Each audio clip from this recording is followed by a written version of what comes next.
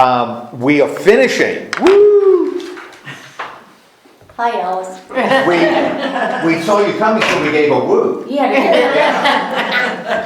I took that chair, I'm sorry, gave the password. Okay, so we're finishing Kings. Yes. Whoa, it seems like a long time. Yeah. So let's go into review in detail back to Genesis. No, I don't think we'll do that.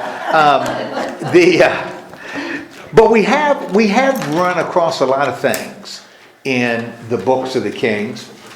And what are some of the, for y'all, what were some of the memorable stuff we looked at? Or memorable, surprising, comforting? What are some of the things that have stood out for whatever reason? Maybe things you didn't know, maybe things that you enjoyed hearing, maybe some surprises. What are some of the things in the books of the Kings that sort of stand out to you or have stood out to you? Well, David being king.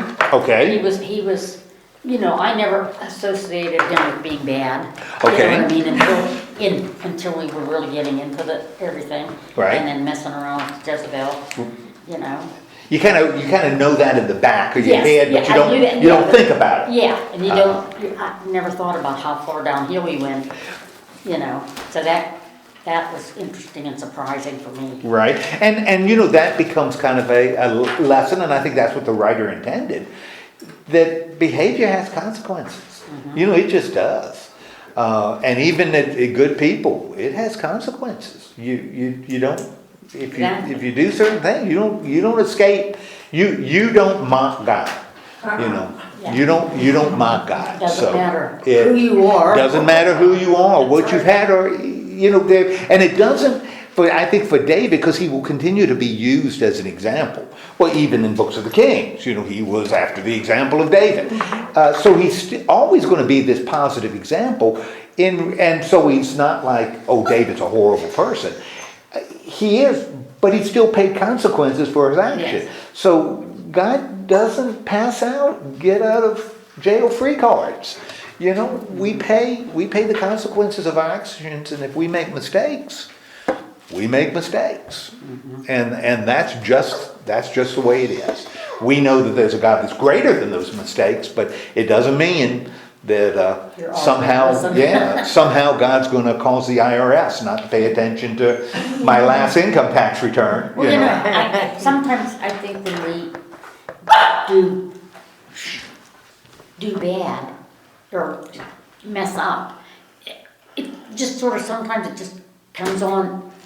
How do I put it? Comes on fast, and you just act without thinking. Sure. And we do that. I mean, I'm putting my foot in my mouth lots of times. No. Yes. You've said things that you regret? Oh, heavens, yes. Stuff that just pops out and I can't, showing. Touch the mouth, Yeah, that happens all the time. Don't disagree. Yeah, I know that well. All right, so that was, what else? Anything else? Other things that are surprising, interesting, shocking? Also, I think some of the kings, they, like David, they go out and steal and rob from others and bring it back and take over whole territories and kill so many people. And really, some of them are innocent. I mean, they're just living there in this, you know what I mean? They're following what their king says or whatever, and then they're destroyed, and it's a hard world. Yeah. It's a harsh world. Even the biblical world is a harsh world. Yep. Anything else that hit you as surprising or exciting? So many of the kings were bad, worshipped idols, just didn't listen to God. So many of them. Right. That's what's. And they should know better. Kings should know better. Is there one person outside of Job, is there any other person in the Bible that was as faithful and as true as Job? As Job, boy, I'd have to give that some thought. I'd have to, other than like Jesus or, Oh, yeah. something like that. Yeah. Yeah, I don't know, I'd have to give it some thought. Job certainly that's an interesting story. I know, I'm getting About, yeah, I don't like. about what happens. Yeah. So, yeah, Job's an interesting case. Anything else? Well, we'll tie it up today. And as we've looked at the books of the Kings, what has been sort of the dominant theme? What would you say? And this isn't a right or wrong. This is just from what we've talked about and what you've taken away. What do you see as a dominant theme? So I may ask after you, if you offer one, I may say, that's good, anything, and I'm not looking for the right one. Because there could be a lot of different things, well, there are in here. So I'd like to, as we tie it up, kind of give you the chance to share that. What would be some of the themes that you've seen kind of running through the books of the Kings? They worshipped idols. Idolatry is a big problem. Is a big problem. Okay? So that is certainly a theme.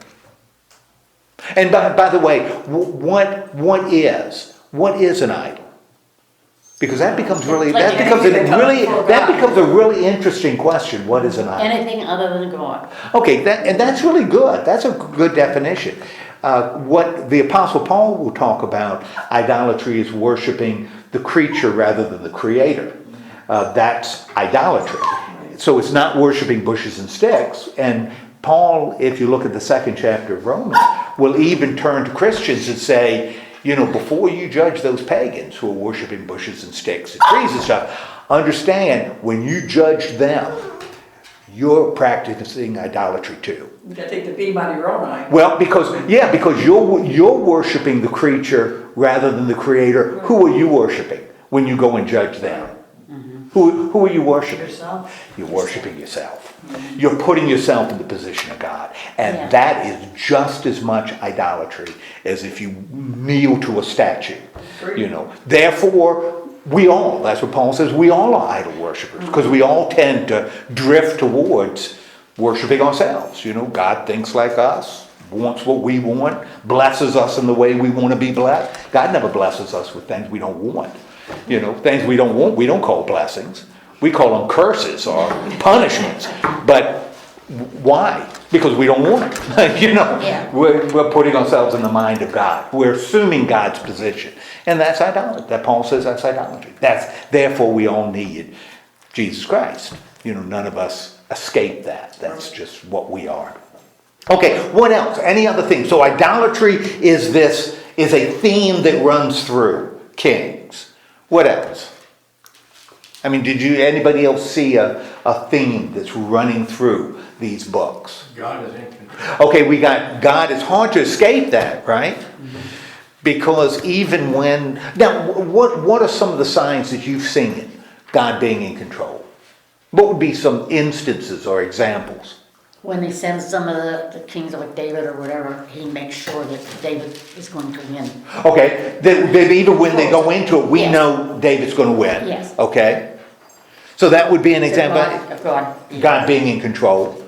Any other examples you can think of God showing his authority? Yeah, when he punishes. Okay, there's a lot of punishing going on. In fact, what we'll look at today is a lot of punishment. Yeah. So that's all of them. God is driving this story. God is driving this story, which is interesting because remember we've talked about this before. And I always want to keep it in, for you all to keep it in your back of your heads. The writer is looking back. He is not participating in the story. And that's really, really important. Because if you're participating in the story, you don't know, you may not understand meanings if you're in the story.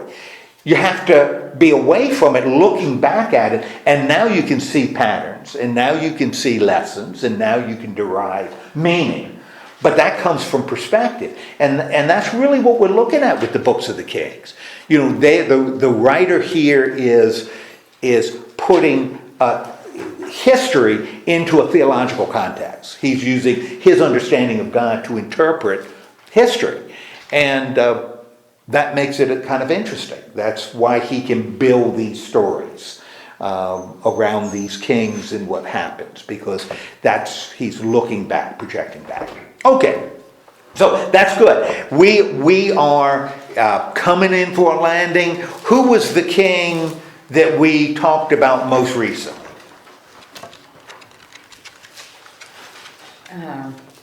Josiah? Okay, we looked at Josiah. And what can we say about Josiah? What would be our opinion based on what was written here? What would be our opinion of Josiah? He was good. He turned his thoughts and so forth over to God and did what God wanted him to do. Okay, he was a good one. Yes. He was one of the good ones. And what were some of the things that happened that showed that he was one of the good ones? He repaired the temple. He repaired the temple. And that's interesting that you start there, because as he's repairing the temple, what happens? That becomes really important in Josiah's story. You remember what happened when actually he wasn't repairing, he was looking for money to repair the temple. They robbed everything in it. Well, They found the book. they found the book of the law. Remember, he was Right. looking because workmen need to be paid. Yeah. They need to be paid. So he's looking for money and telling the priest, go through what you got to go through to find any money we've stashed away. And so he was looking behind loose bricks and found the book of the law. Now, it's interesting. The book of the law dealt with, based on what we read later, what did this book of the law that he has read in front of the people, what did it really have to do with? Which isn't a surprise, because it's the focus of the writer. Worship. Has to do with worship. It doesn't even mention, we should treat one another better. That doesn't even seem to be part of it. It's how do you worship God? Because that's the perspective that the writer has. So he finds this book of the law, and then he does what with it? Presents it to the people. Presents it to the people. He Tries to rectify it. Yes, he starts actually using it. And in fact, they end up having, which is kind of an interesting thing, if you look at how the story is kind of coming back. What is the big event that they celebrate that hadn't been celebrated since the books of the book of the Judges? Passover. Celebrates Passover again in Jerusalem. If it hasn't been celebrated like that since Judges, that means it's never been celebrated where? It's never been celebrated in Jerusalem, and in particular, never been celebrated In the temple. in the temple. It has never been celebrated there before, because he says, hasn't been since the book of the Judges. Man, there was no temple in the book of the Judges. So this is sort of the high point. Now, and that's how he's presented, right? But we know, When did they stop celebrating the Passover? I mean, we're not, all right. Yeah. Okay, but they did. I'm thinking that was a lot of their problems. They forgot who God was. And Sure. henceforth they just turned to the idols and ended up in all that kind of trouble. But when they finally did remember, I'm thinking that was probably a good thing. well, I think, and there's some connection. I think modern connections. I think one could make, especially if you look at what they believed the idols did. Right. Because the idols, they were worshiping gods that they believed were very, it's hard to use the word rational in pre-rational world, but they worshiped gods that they felt made sense. If you wanted They rain, met their needs. The idols met their needs. yeah, to their own- to their own- but in a very practical sense, it's, if you're But so does God. going to plant your field and it's doesn't grow all that well, and you fertilize it, you say, well, fertilizing it makes a lot of sense. My crops will grow. That's the way they viewed their idols. It makes sense. If you want your fields to grow, you pray to a goddess that provides fertility. That doesn't mean I don't believe in the Lord God. That's just what a smart farmer does. If you don't want rain, you pray to the God of rain, as sometime in our future, not in our lifetimes, we will figure out how to control, weather patterns. And, a farmer will have control over when it rains and when it doesn't. And you say, well, I'm just following, that's just standard practice. Well, They used to shoot it with pesticide. I'm just doing what everybody does. Now we don't do it so much. That's how they were viewing their worship of gods. This is something that makes sense. And therefore they did it. And so it wasn't, but certainly for the writer, and since the writer is writing the Word of God, this is something that's contrary to the will of God. This is something God doesn't want us to do, is to seek out others, because you're putting others on God's level, and that's not acceptable. So as you think about these guys who are worshiping idols, and bringing Baal into the temple is a little different. But when they talk about these high places, and we've already talked about, Jeroboam, in Israel, putting up the calves. He was worshiping the Lord God that led them out of Egypt. That's what he was doing. He just wasn't doing it in the place the Lord God who led him out of Egypt wanted him to do them.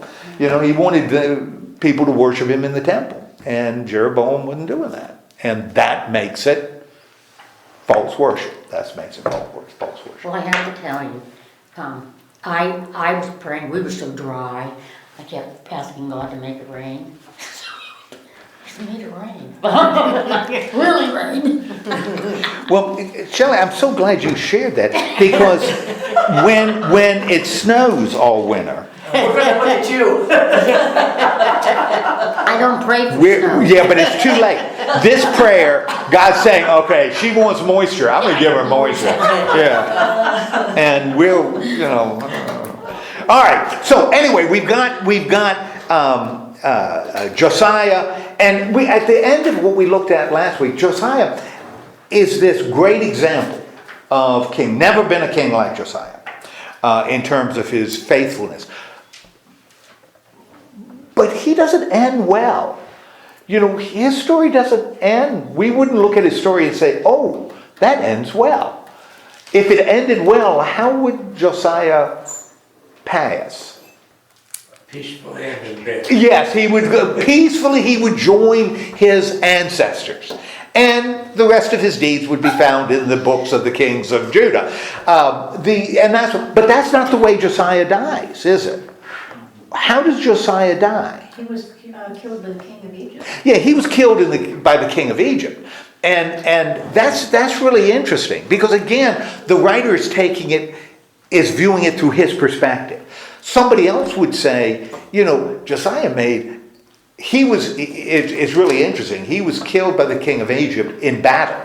There was a battle, because the king of Egypt, Assyria is now at war with, because powers rise and fall. Assyria is at war with the Babylonians and the Chaldeans and the Persians, and they're at war, and these are sort of neighboring kingdoms in Mesopotamia. And one is ascending and the other is declining, and the Babylonians are trying to surpass the Assyrians, and they're having a major battle in Syria. And the Pharaoh of Egypt, and we talked about the two regional powers, the major, superpowers of the ancient world, Mesopotamia and Egypt. The king of Egypt is going to assist, the Assyrian king in fighting these new powers. And he's moving up to join the Assyrians, and they're in Syria to fight the battle. And Judah, the king of Judah, Josiah, tries to block it. Tries to stop it from moving there, which means he's helping the king of Assyria, which isn't a shock, because we said he's kind of a client king. And that's when he ends up dying. And the king of Egypt doesn't make it in time. The Assyrians are defeated. And so we have the rise of a new power. And we'll hear more about them.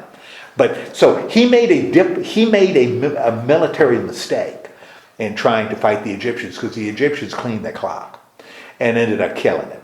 And we're going to see that the story kind of picks up after that battle in what we're looking at today, because in verse 31 of chapter 23, who follows Josiah? Verse what? 30 and 31 Oh, okay. of 23:31. Josiah's gone. Who follows him? Jehoahaz. And Jehoahaz, the writer tells us, and this is sort of standard, we have seen this how many times? 20, 30 times. What does he say about Jehoahaz? He does evil in the sight of the Lord as his ancestors have done, which means what?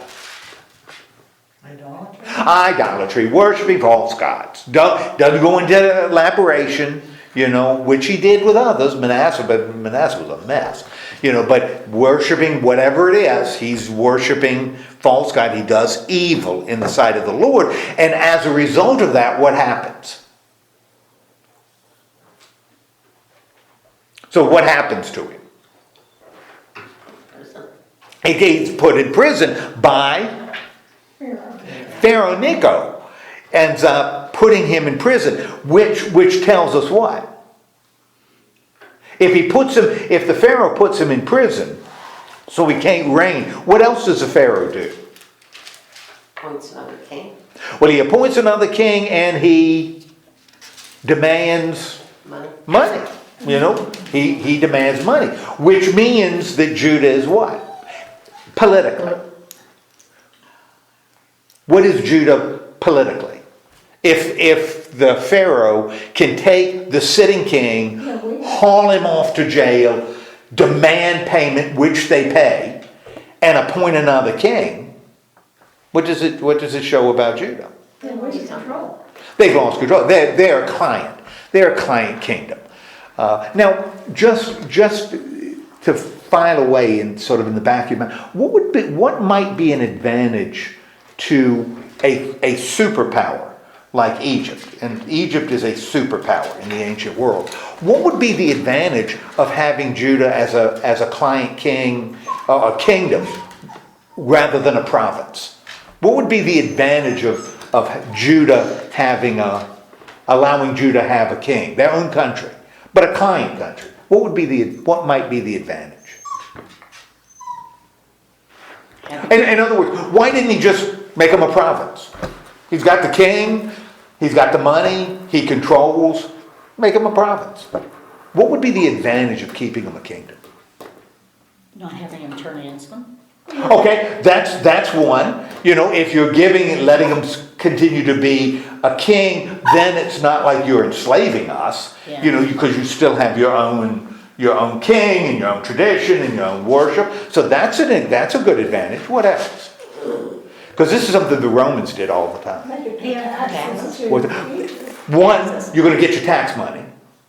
Okay, so you're going to get money out of them, like he said, demanded tribute.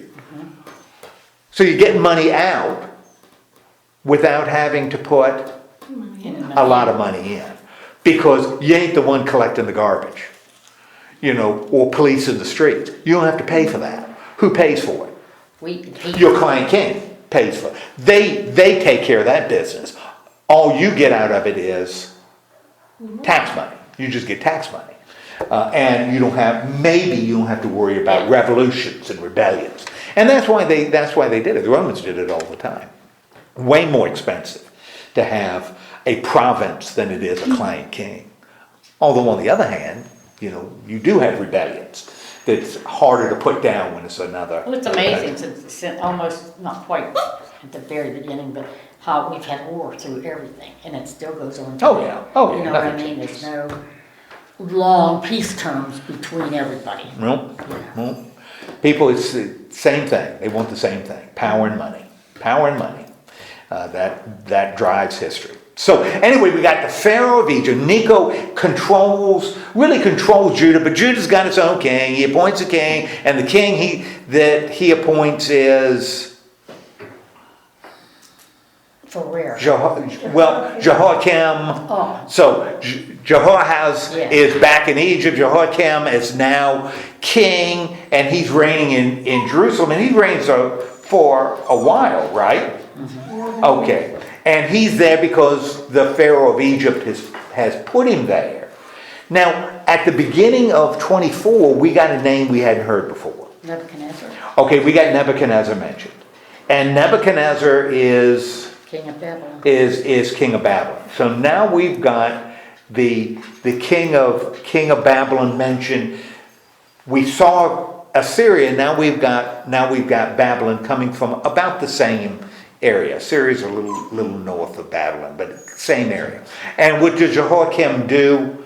He became his vassal for a while. Okay, he becomes his vassal. Yeah, which means he's, Well, slave sort of. yeah, it's a vassal, a servant. He serves the king. So he moves, Judah's now a client kingdom. Was a client kingdom for Egypt. Now it's a client kingdom for Nebuchadnezzar in Babylon. Which must tell you something about Egypt. If Judah moves from serving the Pharaoh of Egypt to the king of Babylon, what does it tell you about Egypt? They must be on decline. Because Egypt wouldn't have let it happen if they weren't in decline.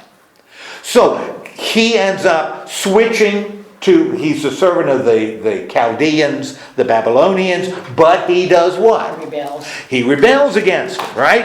And what happens to him? Or what happens to him and what happens to Judah? The Lord sent Babylon and Armenian? Armenian? Yeah. Against Arameans. Arameans. Okay, so what? Tell me again what happens?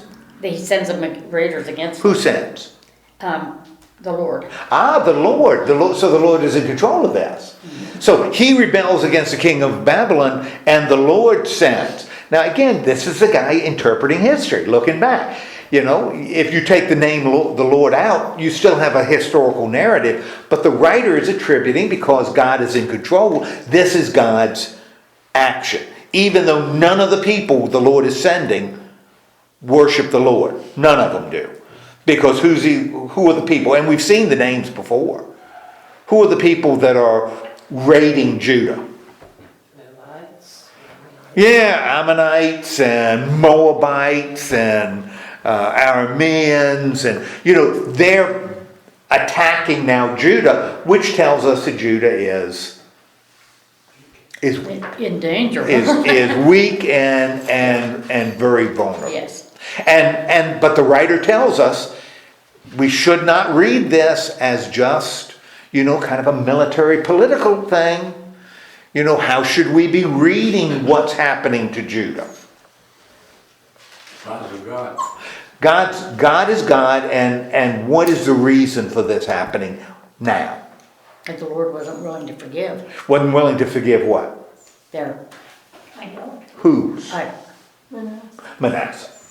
The Lord's not going to forgive what Manasseh did. And we knew that because we've seen it before. We saw it before. So this is in the context of God. God is in control. You can imagine a guy telling that, think of a father telling his son. The little boy says, well, why would all this thing have bad things happen to our people? And the father says, what? What would the father say using this story? Look at the sins of the earth. Look at what's happened. You see? If you do certain things, bad things are going to happen. yes, you have to follow the Bad Lord. things. You gotta follow the Lord. You gotta be right, or bad things are going to happen. Okay, now he rebels. Doesn't talk about Jerusalem under siege or anything like that. Just that he's constantly being harassed by bands. And remember, we talked about that before. We're at a time in the ancient world where we talk about kingdoms, but a lot of it is loose alliances of tribes and bands that are constantly raiding one another and taking. So, that's just the way it was. It's kind of organized, sometimes around religion, sometimes around people, but they're bands of people doing this. Okay, so Judah's constantly being harassed. Makes a lot of sense because he betrayed his protector, and so there's nobody protecting Judah from the Moabites who are looking to take their stuff, because the Babylonians aren't going to help him because he rebelled against them. But he ends up dying, and who follows him? Zedekiah. Well, not Jehoiakim.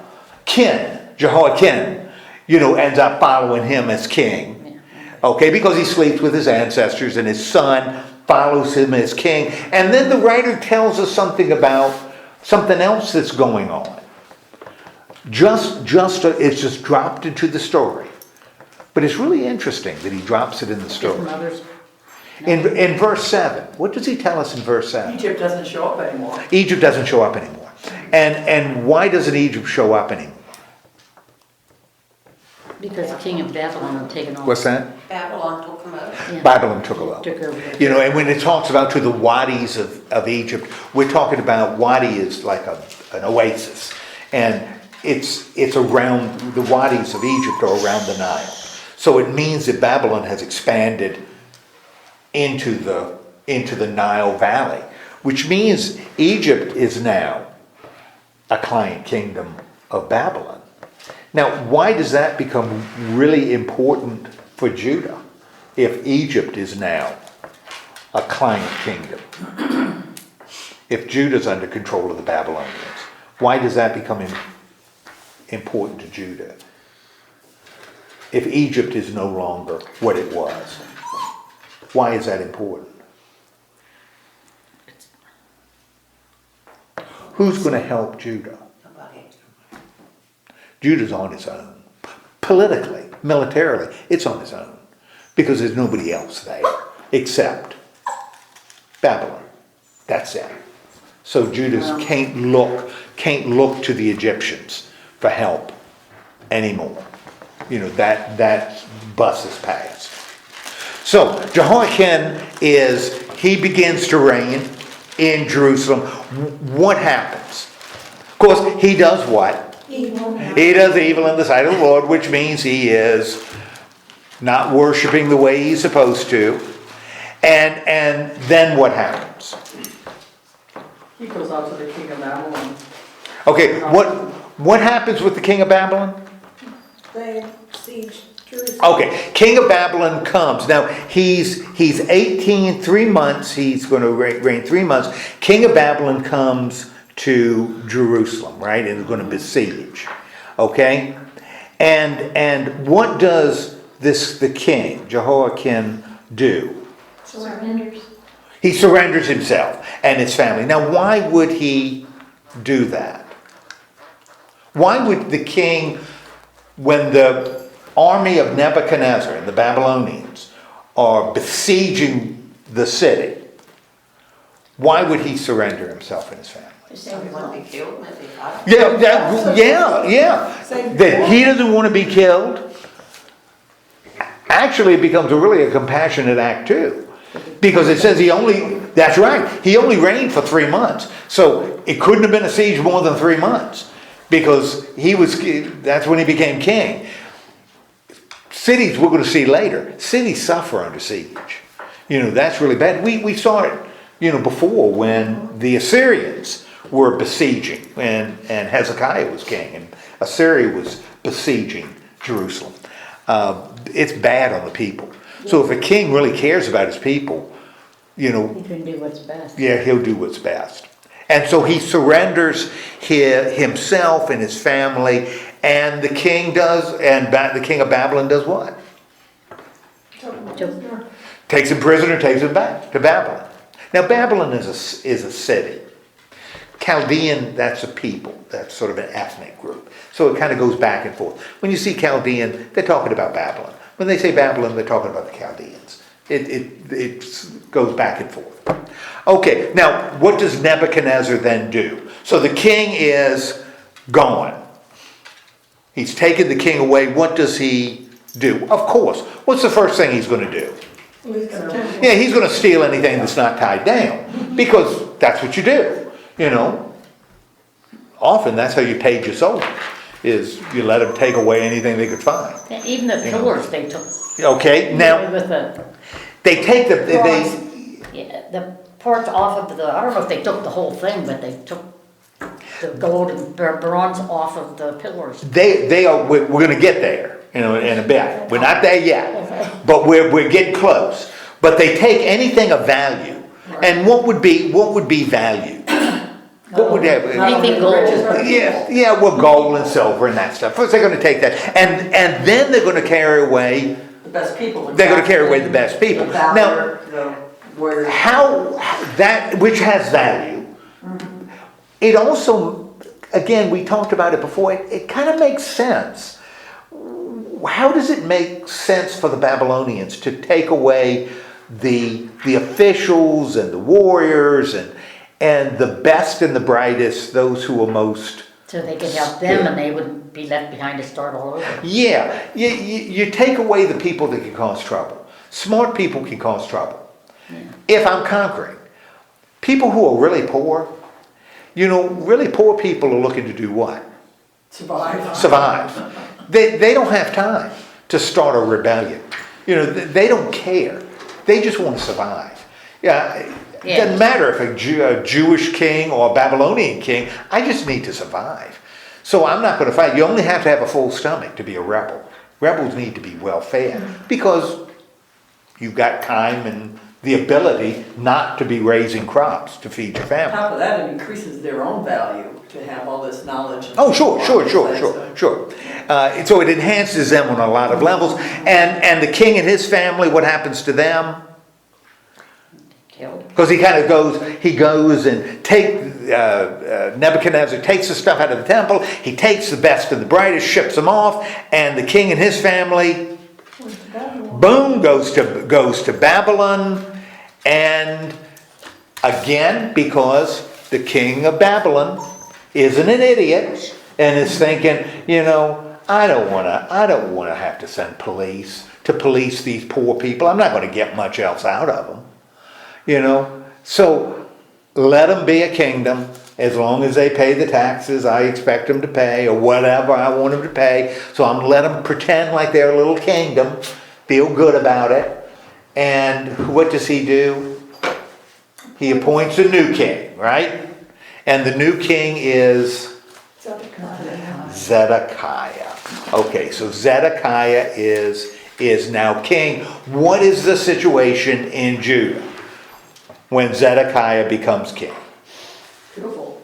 It is a pitiful excuse. They have stripped down everything of value from the temple.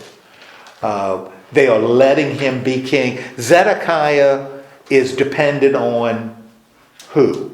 On whom is Zedekiah dependent? Ishmael.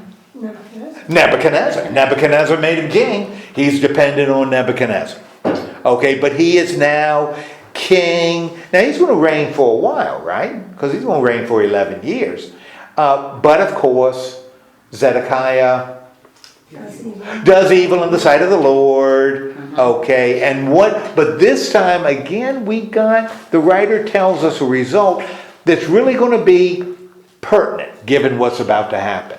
What's the result of him doing evil in the sight of the Lord? The Lord's anger. God is really ticked. Ticked enough that he's going to do what? Thrust him from his presence. Destroyed. Take him out of his sight. Now, what does Zedekiah do? Because Zedekiah must not be the sharpest knife in the drawer. He's not the sharpest knife in the drawer. And so what does Zedekiah decide he's going to do? He's going to rebel against the king of Babylon. Now, it's certainly you look at it and say, boy, that's really stupid. Understand, this is the ancient world. If Babylon's a long way away from Jerusalem, if the king of Babylon is in Babylon, it's a long way. And he's got issues all over the place in his kingdom. Zedekiah rebelling against the king may be, I'm just not going to pay him taxes anymore. I'm not going to send him the tribute he demands. Or I am so far away and I am so unimportant that maybe he'll just, let it slide. Because it's hard to organize big armies. It's hard to feed big armies. They move really slowly. Maybe he'd say, well, it just ain't worth the effort. I got problems here. I just don't want to move a huge army across the ancient world on foot, to fight this little podunk kingdom that isn't worth a bucket of spit. So, why even mess with it?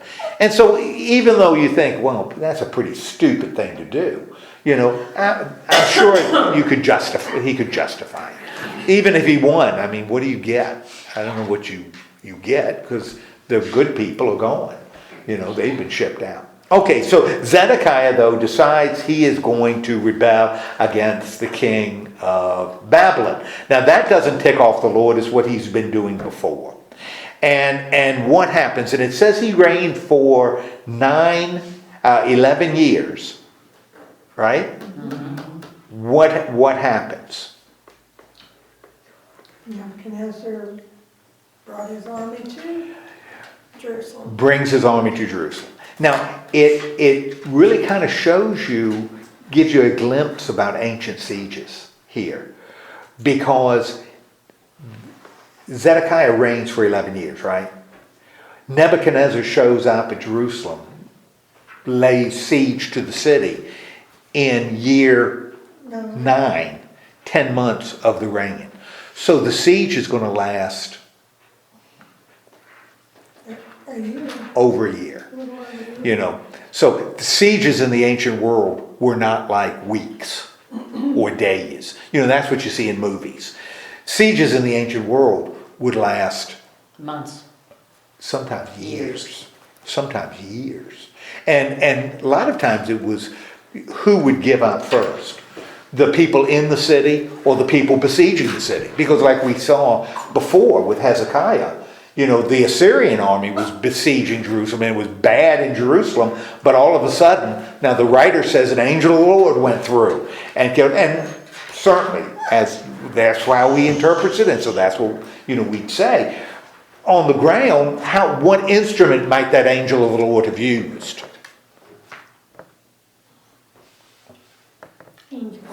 Some kind of plague. Because besieging armies face big problems because they had to eat too. They had to get food somewhere. They had to deal with the same diseases just like the people in the city.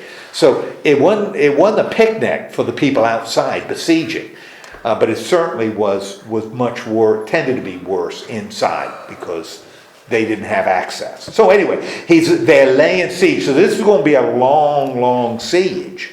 And what ends up happening? They ran out of food. Man, they've run out of food inside the city. One of the interesting things is they had water because they often built cities on mountains so you could be protected. You have more protection. Well, the problem when you build a city on a mountain is it doesn't have a lot of land to farm on top of mountains. But they would have fields as much as they could inside the city walls. They also had a really extensive aqueducts and to get water into cities. So cities they planned to withstand sieges. Anyway, eventually they run out of food. The food is gone. What does the king decide he's going to do? Now that the food is gone, Give himself up. now's the time to go. Yeah. Jehoiakim gave himself up early on. Zedekiah decides to leave because there ain't no more food. And so he ends up, and it also says what's happened to the city. What's happened to the walls?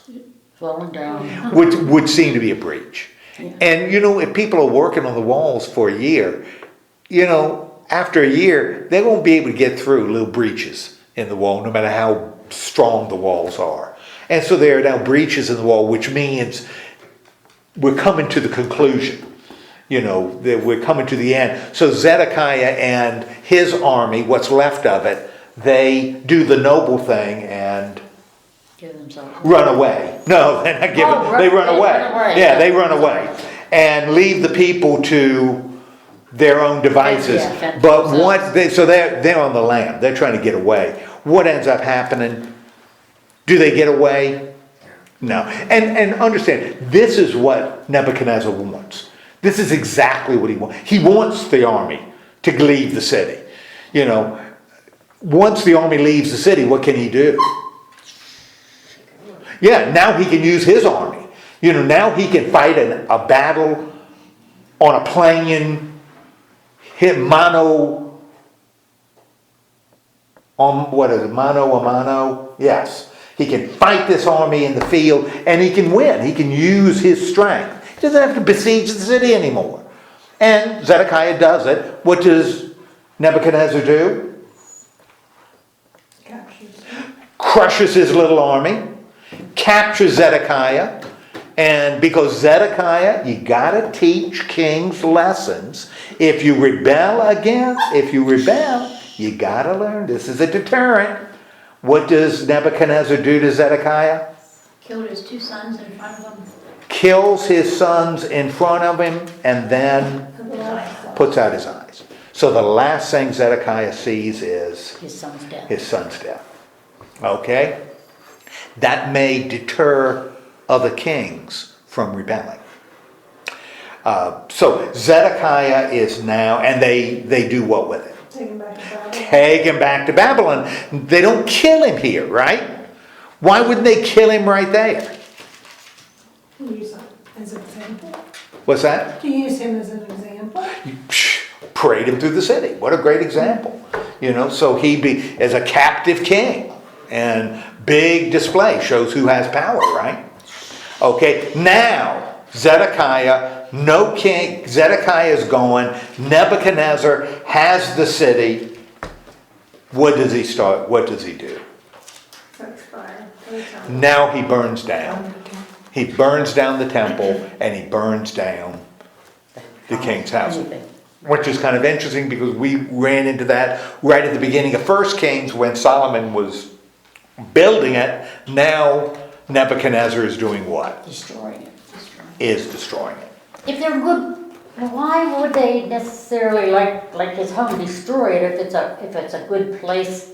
I mean, really nice home. Yeah, it could be like a summer house. Yeah, Yeah. but I mean, they could, you know what I mean? That Right. it's good. They could use it at some time, but Why would they do that? Why would that be, particularly the king's house, burn down the king's house and the temple? Why would that be something that would make some strategic sense for Nebuchadnezzar? To show that he's in control. Yeah, this is a show of power. Show people. This is a show of power.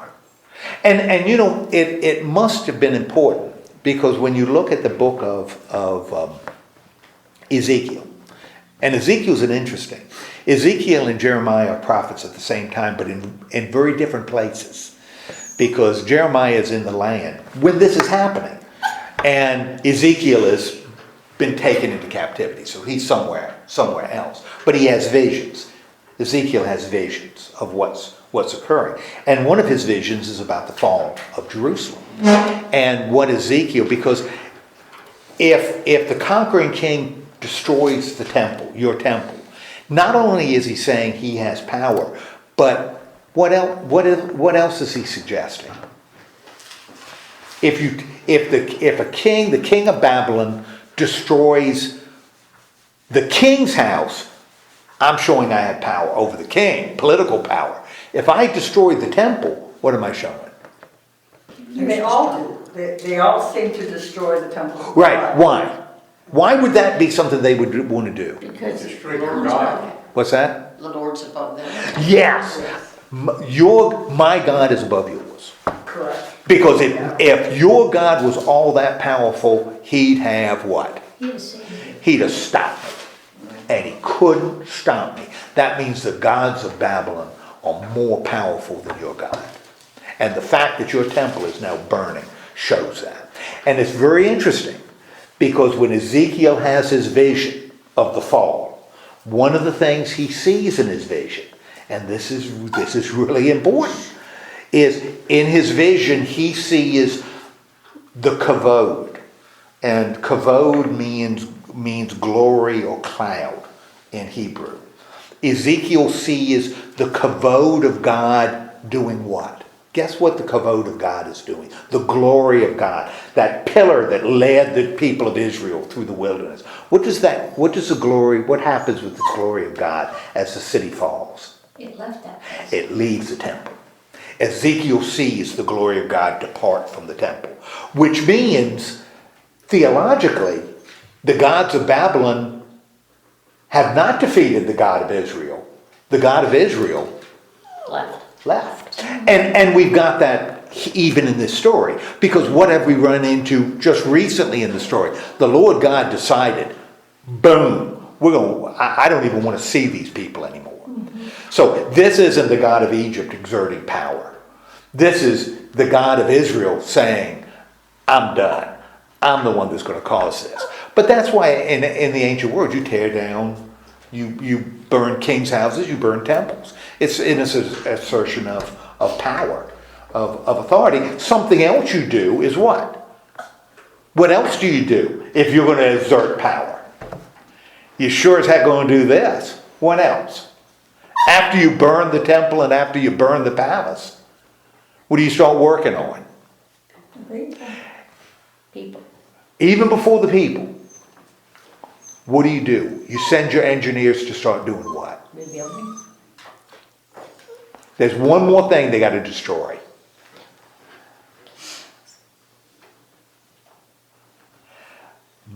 Check out verse 10. What do the Chaldeans do? I'll put the walls down. They tear down the wall. They tear down, and that is probably the ultimate display. Because when the walls come down, what does that mean? You can't defend yourself. You can't defend yourself anymore. So that's sort of the ultimate sign. When the walls come down, there's no threat of you rebelling anymore because you got nothing to hide behind. Like the walls of Jericho. Boom. That's right. That's what you do. In the ancient world, walls were important. Before gunpowder, that's really important. You have walls, you got a fighting chance. Even if you're a little bitty group, once the walls are down, you're done. You're done. You can't defend yourself anymore. And now, with the temple burned, with the palace burned, the temple burned, and the walls down, now what does he do? Left some of the poorest people. Takes the whoever's left and ships them off, right? Mm-hmm. And leaves the poorest people. Of course you're going to leave the poorest people there. You can't, it would be impossible to depopulate, but you're going to leave the people that are the most docile, the ones that are least likely to cause trouble. Because and you want taxes from this area, you got to have them producing something, right? You're not going to get anything from a desert. So you're going to have some of them producing something. So you leave the poor people to work the land so that it's worth holding as a province, but not going to cost you a whole lot. It's interesting though. Remember what happened with Israel, and it doesn't mention it here, and I think there's a reason. What did they do when the Assyrians took Israel? Because they did the exact same thing. They carted people away, right? To another part, and settled them in another part of the empire, their empire.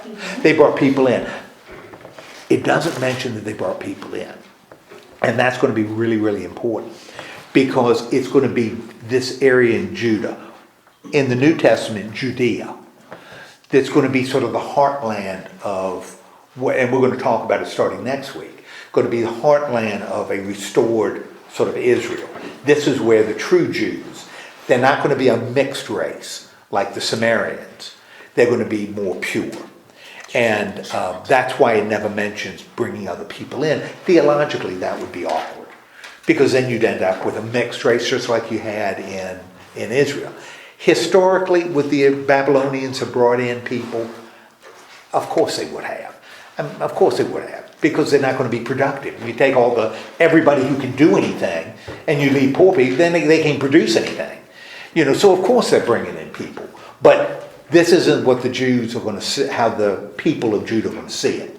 They're going to be a pure people, as opposed to the people that settled up north in Israel. So we don't have people coming in. That's a history. That's this person writing the history. What happens to the temple now? What do we see in the temple? It's burned down, but you got some stuff doesn't burn. Gold. Yeah, like gold and Silver. of silver and bronze, a Bronze. lot of bronze. What do they end up doing with the bronze? And it's almost, remember when we were looking at the temple and gosh, those chapters, it was so hard because there was so many details about the temple, the pillars and the sea and, it's on the back of the oxen. And, you think, oh, geez, will it ever end? All these details and all the stands and gosh almighty. What do they do here? They tear them all down. Same sort of stuff. They go through them. The pillars that are standing at the door of the temple You break them that are up. huge, break them up, grind them up. The sea, the big basin they had that was on the oxen, but we already saw a king, I think Manasseh, took it off the oxen and put it on something else. Stone. What do they do with that? But it's made of bronze. They keep it. Well, they break everything up. So what, in essence, is almost like they're going backwards. Everything Solomon put as a temple, they are tearing down. Okay? And what happens to the leaders of the revolt? We know what happens to Zedekiah. He is now blind in Babylon. They were executed. Okay, they execute everybody else who might be a problem for the Babylonians. Who might foster rebellion. And Judah, in summary, is now what? Went into captivity. They are in captivity. All right, now, what are the Babylonians? This story doesn't end. The writer doesn't end the story here. Although he could. That would be a good place to end it in verse 21. Judah's now in captivity. Pushes it a little further. What do the Babylonians do? They appoint somebody. Governor. Gedaliah. He appoints Gedaliah as not king, but as governor. Okay, over the people that are still in the land. And what do the people who are left do with respect to initially? Eventually they're going to do something worse. Initially, what do they do to Gedaliah, who is now the representative of Nebuchadnezzar in kind of what's left of Jerusalem?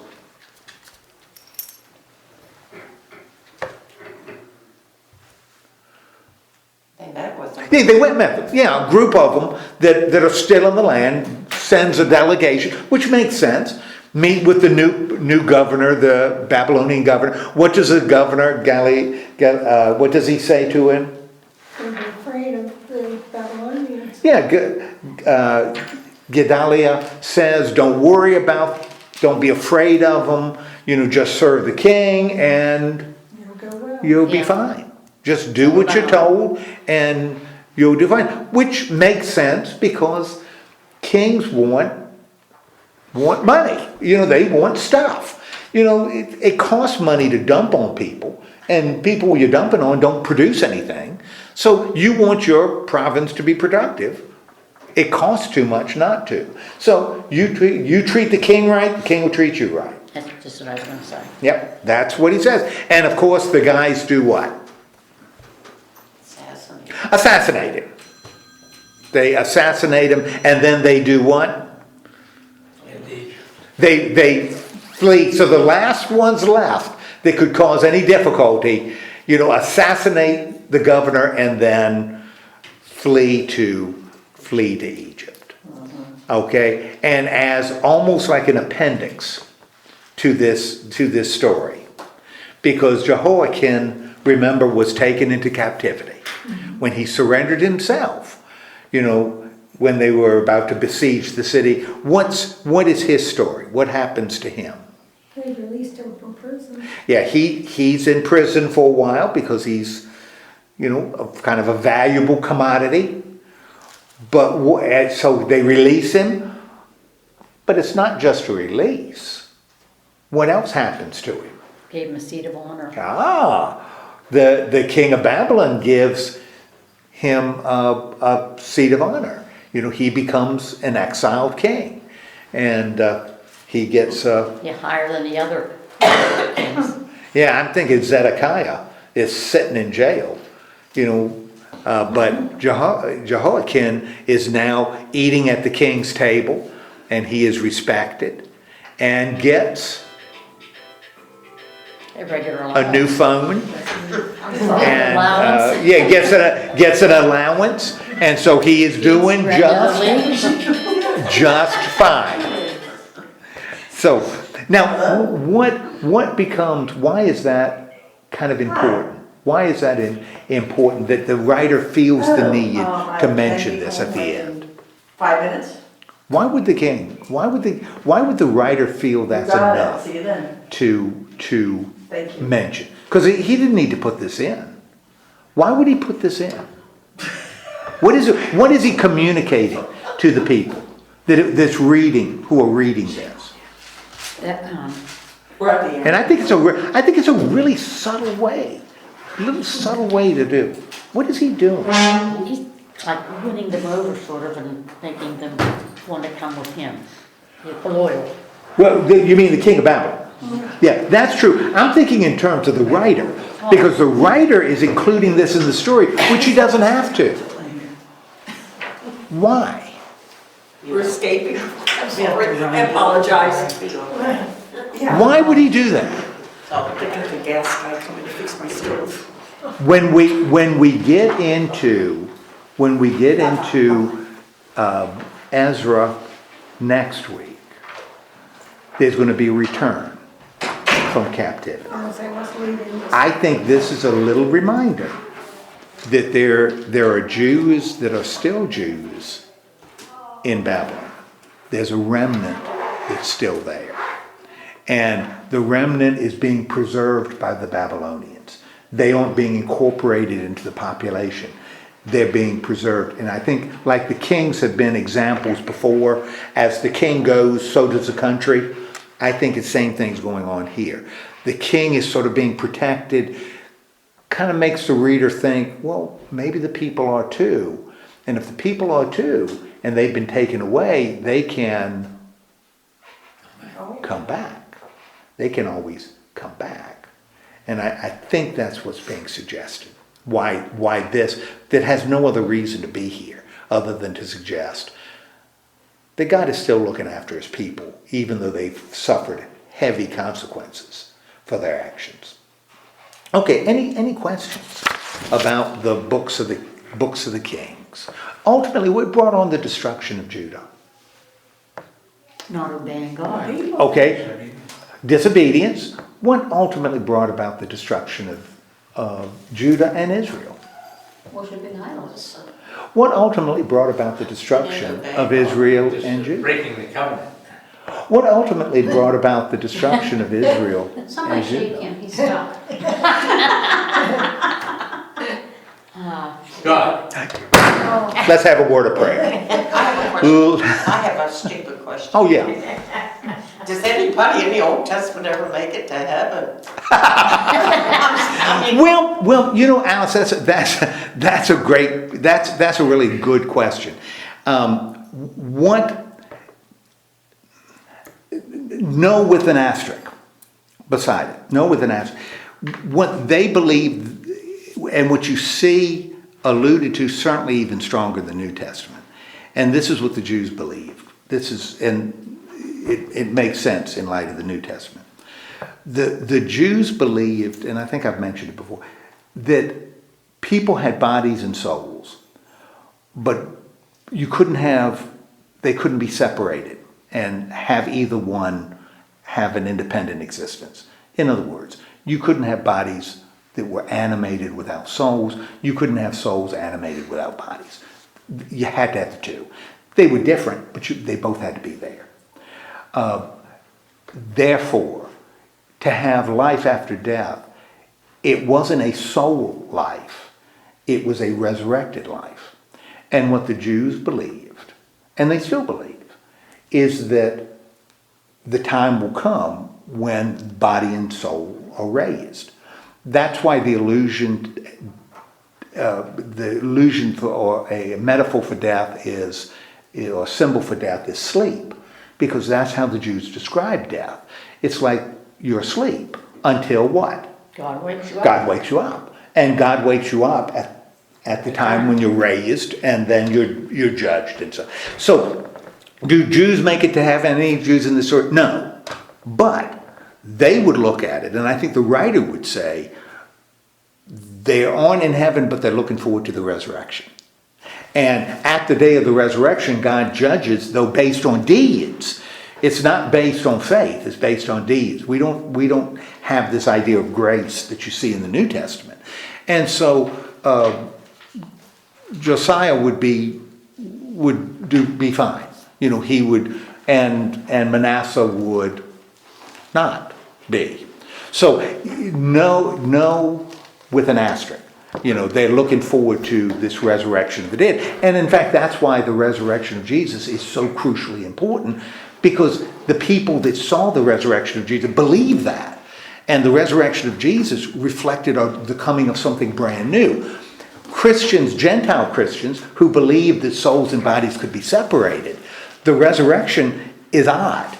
Because, in fact, Paul will call it foolishness. It's foolishness to the Greeks. Because the Greeks would say, why would you want the resurrection of the dead? The goal in life is for the soul to escape the body. Why would you force the soul back in to the body? Because the body is dirty and decays and, you know, dies and gets sick. The soul doesn't. Why would you want to force a body? Why would God want to do that? That's horribly cruel. And that's why the resurrection, but for a Jew, that's the only way you have life after death, is to have it through this resurrected life. And that's why the resurrection of Jesus is so crucially important, not only in the Gospels, but especially to Paul. Paul, good gracious, 1 Corinthians 15 is all about the resurrection. We have no hope if there's no resurrection of the dead. None. Does that answer? I'm kind of it's, yeah, partly because the Jews view afterlife so different than most Christians. So, you know, the answer is kind of no, but, you know. So in the Old Testament, who were the Jews? Were they all from the tribes of Israel? Is that what we consider the Jews Now, in the Old Testament? that's another really good question. Certainly as the writers develop their story, that's going to be their point. That the children of Israel are the children of Israel. They are the descendants of Israel. What makes it a little tricky is a part of the story is the Exodus from Egypt. And the people who left Egypt were called Hebrews. Well, Hebrew doesn't refer to an ethnic group, to a group of people. Hebrew refers to a social class. Hebrews are slaves, were servants. So when they talked about the Hebrews leaving Egypt, again, they were enslaved in Egypt. Mm-hmm. It wouldn't necessarily suggest that all the Hebrews were Jews. Mm-hmm. You know, the Hebrews were slaves, and the slaves left Egypt. Now, the writer of the stories say that yes, they are. But based on the terms used, that's not clear. That wouldn't be clear at all. What they do, again, based on the writers of the story, is this group of people that leaves, they adopt a religion where they worship this Lord God, those 4 letters, and that becomes the Lord that guides them. And that's the faith that they develop. So it's, although the writers are going to point to this kind of almost a racial purity, an ethnic purity, it really isn't, you can't get that from the story. Even here, you know, you have problems because the Babylonians would have brought in other people. So they would have been mixed. But the writer's never going to suggest that because he wants to keep this ethnic, you know, identity going. So, but I don't care. It's still Word of God. I mean, it's still God working through a people, you know, and it still makes the stories all true and meaningful. So, any other questions?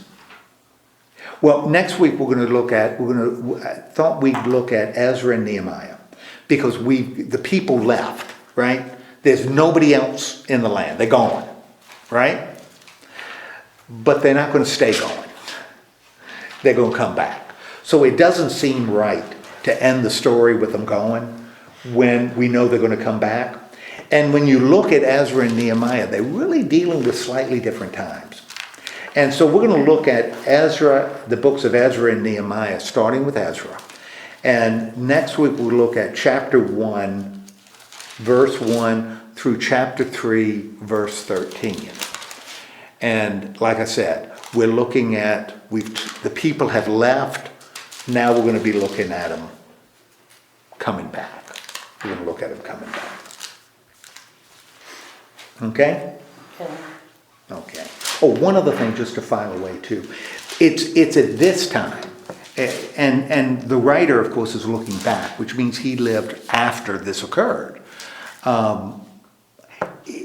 This is when the idea of Messiah becomes really strong for the Jews. Until this occurs, every king was considered Messiah. He was anointed. That's what Messiah means, anointed. Every king was a Christ, was a Christos. And it says it in the second Psalm, in fact. That was part of the coronation Psalm. God adopted the king as his son, adopted son, and he was Christus because the oil was poured on him. After this occurs, the idea that there's going to be a new Messiah. In the future, that's going to reverse all of this stuff that happened. That's going to become more and more important for the Jews. There's going to be someone to come to rescue us from this. Something you didn't need even when Zedekiah was king, because Zedekiah was still in the line of David. But there's going to be a Davidic king to follow, a Messiah, sort of the Messiah that's going to change everything. And that's when the Jews start writing a lot about the coming of a Messiah. So we're doing Ezra 1 through? We'll do Ezra 1, 2, and 3. 1, 2, and 3. Okay? Yep. All right. Let's have a word of prayer and then head off. Lord God, thank you so much for giving us this time together.